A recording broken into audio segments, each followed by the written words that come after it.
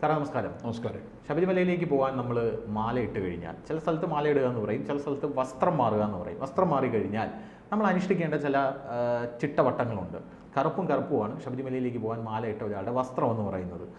കാലിൽ ചെരിപ്പിടാതെ കഠിനമായിട്ട് അത് അനുഷ്ഠിക്കുന്ന ആൾക്കാരുണ്ട്. ചില ആൾക്കാർ അതികഠിനമായിട്ട് അത് അനുഷ്ഠിക്കുന്ന ആൾക്കാരുണ്ട്. പഴവും പച്ചക്കറികളും മാത്രം കഴിച്ച് ഉപവസിച്ച് ശബരിമലയിലേക്ക് പോകുന്ന ആൾക്കാരുണ്ട്.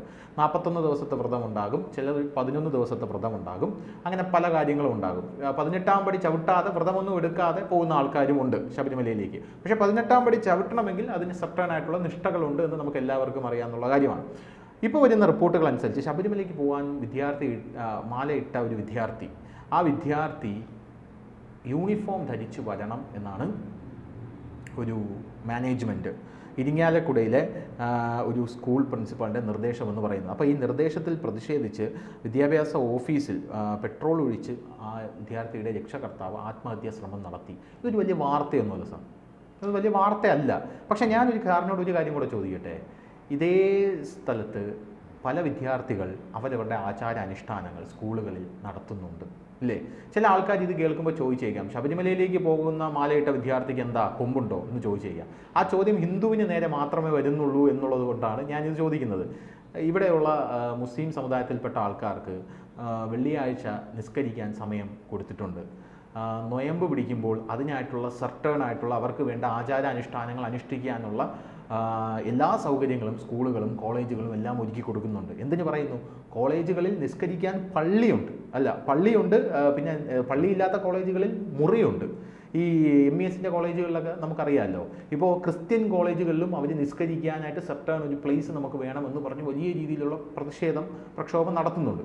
പിന്നെ രണ്ടാമത്തെ കാര്യം, ഈ ക്രിസ്ത്യാനികളുടെ കാര്യം നോക്കുകയാണെങ്കിൽ അവർക്ക് നൊയമ്പ് പിടിക്കുമ്പോൾ അവർക്ക് വേണ്ട സൗകര്യങ്ങൾ ചെയ്തു കൊടുക്കുന്നുണ്ട്. അപ്പോൾ ഈ മറ്റുള്ളവർക്കെല്ലാം ചെയ്തു കൊടുക്കുന്നുണ്ട്.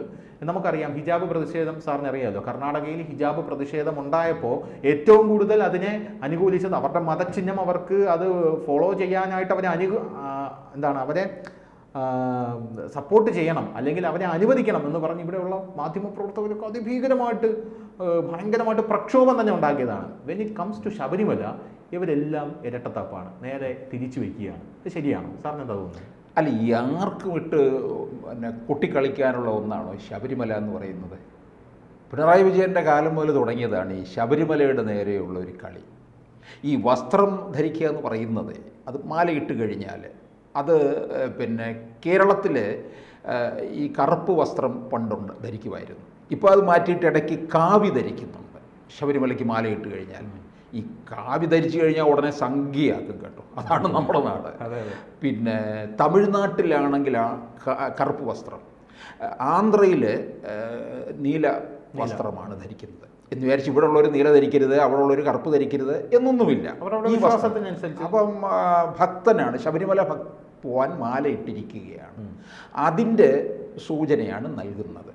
കാരണം സ്കൂളിൽ പോകുന്ന കുട്ടിയാണ്, ഓഫീസിൽ പോകുന്ന ഒരാളാണ്, പൊതു ഇടങ്ങളിൽ ജോലി ചെയ്യുന്ന ഒരാളാണ്. അപ്പം തിരിച്ചറിയുകയാണ് ഈ ഭക്തനെ അതിൻ്റേതായ രീതിയിൽ. ഇപ്പം മുംബൈയിലൊക്കെ നമ്മൾ ചെന്നാലുണ്ടല്ലോ, ഈ ശബരിമലയ്ക്ക് മാല ഇട്ട് കഴിഞ്ഞ് വരുന്ന വലിയ ഉയർന്ന ഉദ്യോഗസ്ഥർ, എക്സിക്യൂട്ടീവ് ഓഫീസർമാർ പോലും കാലിൽ ചെരുപ്പൊന്നും ഇടാതെ കറുപ്പ് മുണ്ടും ഒക്കെ ഉടുത്താണ്, കറുപ്പ് വസ്ത്രം ധരിച്ചാണ് അവർ പിന്നെ ഓഫീസിൽ എത്തുന്നത്, അല്ലെങ്കിൽ കലാലയങ്ങളിലൊക്കെ എത്തുന്നത്. അവരവരുടെ വീട്ടിൽ നിന്ന് മാറി നിൽക്കുമെന്നാണ് പറയുന്നത്. വേറൊരിടത്ത് അവർ സ്വയം പാകം ചെയ്ത് ഭക്ഷണം കഴിക്കുക ഒക്കെയാണ് ചെയ്യുന്നത്. അത്ര അതികഠിനമാണ് അവരുടെ. അപ്പോൾ ആ ചെരുപ്പൊക്കെ പിന്നീട് 41 ദിവസം കഴിഞ്ഞേ അവർ ധരിക്കുന്നുള്ളൂ. നമ്മളൊക്കെ ആണെങ്കിൽ ഇവിടെ ഒരു 5 അടി പോലും നമ്മൾ വയ്ക്കുന്നില്ലല്ലോ, അല്ലേ? പാദരക്ഷകളില്ലാതെ നമുക്ക് പറ്റത്തില്ലാത്ത രീതിയാണല്ലോ. അപ്പോൾ അവരുടെ അത്രത്തോളം ഭക്തരാണ്. കേരളത്തിൻ്റെ വടക്കൻ പ്രദേശങ്ങളിലും ഈ ഞാൻ കണ്ടിട്ടുണ്ട്, മാലയിട്ട് കഴിഞ്ഞാൽ സ്കൂളിൽ പോകുന്ന കുട്ടിയും അവിടെ പഠിപ്പിക്കാൻ പോകുന്ന അധ്യാപകനായാലും ഒക്കെ ഓഫീസിൽ പോകുന്നവരും ഒക്കെ ആ ശബരിമലയ്ക്ക് പോകുന്ന ആ വസ്ത്രം ധരിക്കുകയാണ് ചെയ്തിട്ടുള്ളത്. ഇപ്പോൾ ഒരു കുട്ടിക്ക് അതിൻ്റെ അനുമതി നിഷേധിച്ചിരിക്കുന്നു. യൂണിഫോമിൽ വരണമെന്ന് പറയാൻ എന്തവകാശം?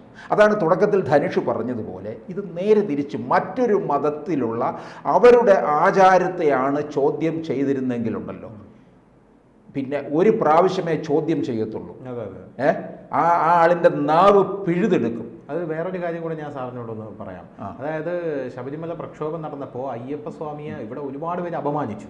അയ്യപ്പ എൻ്റെ കാലിൻ്റെ ഇടയിലേക്ക് നോക്കല്ലേ, ആർത്തവം അശുദ്ധിയല്ല, ആർത്തവ രക്തം അശുദ്ധിയല്ല എന്നൊക്കെ പറഞ്ഞു. അന്ന് ഇവിടെയുള്ള മാധ്യമങ്ങൾ വാർത്ത കൊടുത്തത് പുരോഗമന സാംസ്കാരിക പ്രബുദ്ധ കേരളത്തിനെ അനുസരിച്ചാണ്. ഇതൊക്കെ പുരോഗമനത്തിൻ്റെ ഭാഗമാണ്, നവോത്ഥാനത്തിൻ്റെ ഭാഗമാണ് എന്നുള്ളതാണ്. കഴിഞ്ഞ ദിവസം വാവര് എന്ന് പറയുന്ന ഒരാളെ, അവിടെ ഇരിക്കുന്ന ഒരാളെ, ഈ വാവർ അവിടെ ഇരിക്കുന്നതുകൊണ്ട് വഖഫ് ബോർഡ് ശബരിമല ക്ലെയിം ചെയ്യാൻ സാധ്യതയുണ്ടെന്ന് ഗോപാലകൃഷ്ണൻ പറഞ്ഞപ്പോൾ ഇവിടെയുള്ള മാധ്യമങ്ങൾ വാർത്ത കൊടുത്തതെന്ന് അറിയാമോ സാറിന്? വാവര് സ്വാമിയെ അധിക്ഷേപിച്ച് BJP-ക്കാരൻ. അത് വാവര് സ്വാമിയാണ്. അയ്യപ്പന്റെ കേസ് വരുമ്പോൾ അയ്യപ്പ എന്റെ കാലിന്റെ ഇടയിലോട്ട് നോക്കല്ലേന്ന്. അപ്പൊ ഇവന്മാരെ ഇരട്ടത്താപ്പൊന്ന് ആലോചിച്ച് നോക്കണേ. അല്ലെ, ശബരിമല ഞാൻ പറഞ്ഞില്ലേ വലിയ അവഹേളിക്കുകയാണ് ചെയ്യുന്നത്. നമ്മൾ ഒരു കാര്യം മനസ്സിലാക്കണം, തീർത്ഥാടന കാലം തുടങ്ങുമ്പോൾ ഇത് അവസാനിക്കുന്ന സമയം വരെ ഒരു 65 ദിവസം കേരളത്തിൽ മറിയുന്നത് ഏതാണ്ട് ഒരു 4000 കോടിയാണ്. കേരളത്തിലെ മാർക്കറ്റ് മുഴുവൻ ഉണരുകയാണ് ഇതിനനുബന്ധമായിട്ടുള്ള സാധനങ്ങളും മറ്റു കാര്യങ്ങളും ഒക്കെയായിട്ട്. ഇത് ഞാൻ വെറുതെ പറയുന്ന കണക്കല്ല ധനുഷേ, നമ്മുടെ ഇവിടുത്തെ എക്കണോമിക്സ് ഡിപ്പാർട്ട്മെൻറ്റുകാർ പറയുന്ന കണക്കാണിത്. കേരളത്തിൽ ഉണ്ടാകുന്ന ഒരു വരുമാനം എന്ന് പറയുന്നത് ഇത് ഞാൻ ചോദിച്ചോട്ടെ, ഇപ്പം തിരുപ്പതി പോലുള്ള ഒരിടത്ത് അവർ ആ ആത്മീയ കേന്ദ്രത്തെ അവർ വളർത്തിക്കൊണ്ടുവരികയാണ് ചെയ്യുന്നത്. എന്നിട്ട് അവിടെ ആന്ധ്രയുടെ ഒരു വലിയ വരുമാനമല്ലേ അവിടെ കിട്ടുന്നത്. അതുപോലെ ഈ ശബരിമലയെ പിണറായി വിജയൻ ടൂറിസ്റ്റ് കേന്ദ്രമാക്കാനുള്ള നീക്കം നടത്തിയ ആളാണ്. അതൊക്കെ നമുക്കറിയാവുന്നതാണ്. 2016 മുതൽ നീക്കം നടത്തി. അതിനുശേഷമാണ് ഈ യുവതീ പ്രവേശ വിഷയമൊക്കെ മുമ്പ് ഉണ്ടായിരുന്നു, കൊണ്ടുവന്നു. ഉമ്മൻചാണ്ടി സർക്കാരൊക്കെ അതിനെ ചവിട്ടി നിർത്തിയിരിക്കുകയായിരുന്നു. കാരണം അത് കൈപൊള്ളുന്ന വിഷയമാണെന്ന് കൃത്യമായിട്ട് അറിയാമായിരുന്നു.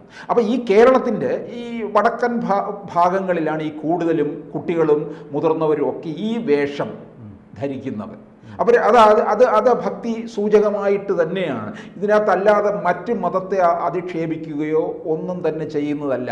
ഇത് ഇപ്പം ഞാൻ പറഞ്ഞില്ലേ, നമ്മൾ നേരത്തെ സൂചിപ്പിച്ചതുപോലെ ഈ വെള്ളിയാഴ്ച ദിവസങ്ങളിൽ നിസ്കരിക്കാൻ പ്രാർത്ഥിക്കാനും സമയം കൊടുക്കുന്നു. അതുപോലെ നോമ്പ് മുറിക്കുന്ന സമയത്ത് അതിനുള്ള സൗകര്യങ്ങളൊക്കെ ചെയ്തു കൊടുക്കുന്നു. പിന്നെ ഈ ശബരിമലയോട് മാത്രം എന്തിനാണ് ഈ വിവേചനം ഇവർ കാണിക്കുന്നത്? ഈ യുവതീ പ്രവേശ സമയത്ത് ഇത്തരത്തിലുള്ള മോശമായ പദപ്രയോഗങ്ങൾ മാധ്യമപ്രവർത്തകർ വരും. വാവര് സ്വാമി എന്നൊക്കെ പറയുന്നു. ഞാൻ ചോദിച്ചോട്ടെ, അയ്യപ്പൻ്റെ പേരിലാണ് വാവർ അറിയപ്പെടുന്നത്, അല്ലാതെ വാവർക്ക് സ്വയം ഒരു നിലനിൽപ്പൊന്നും ഇതിനകത്തില്ലെന്നുള്ളതാണ്. വാവരൊരു കടൽ കൊള്ളക്കാരനായിട്ട് വന്നതാണ്. അയ്യപ്പൻ്റെ ഈ ആയോധന പാടവം കണ്ട് അതിലാകൃഷ്ടനായി അയ്യപ്പൻ വാവരെ പരാജയപ്പെടുത്തി. ഒടുവിൽ ആയുധം വെച്ച് അയ്യപ്പൻ്റെ മുന്നിൽ കീഴടങ്ങുകയാണ് ചെയ്തു വാവരെ. ഞാൻ അങ്ങയുടെ ഉറ്റ മിത്രമായി മാറുകയാണെന്ന് പറഞ്ഞു. അങ്ങനെ ശബരിമലയിലും വന്ന് ഇരുന്നു എന്നുള്ളതാണ്.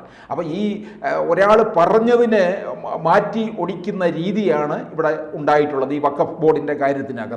അപ്പോൾ എന്തായാലും ഈ പ്രശ്നം എന്ന് പറയുന്നത്, അതായത് ഈ കുട്ടി കറുപ്പ് വസ്ത്രം ധരിച്ചുകൊണ്ട് സ്കൂളിൽ വരുന്നതിന് ചോദ്യം ചെയ്യുന്നത് വലിയ പ്രശ്നത്തിലേക്ക് പോകാൻ ഇടയുള്ള കാര്യം തന്നെയാണ്. അതിന് അനുമതി കൊടുത്തില്ലെന്നുണ്ടെങ്കിൽ രക്ഷകർത്താവ് പെട്രോൾ ഒഴിച്ച് ആത്മഹത്യക്ക് ശ്രമിച്ചു. അപ്പം ഞാൻ ചോദിച്ചോട്ടെ, അദ്ദേഹം ഇതൊന്നും അവരത്രത്തോളം വലിയ ഭക്തരായതുകൊണ്ട് തന്നെയാണ്. അല്ല, പക്ഷേ ഇത് വാർത്ത പോലും ആവുന്നില്ല എന്നുള്ളതാണ്.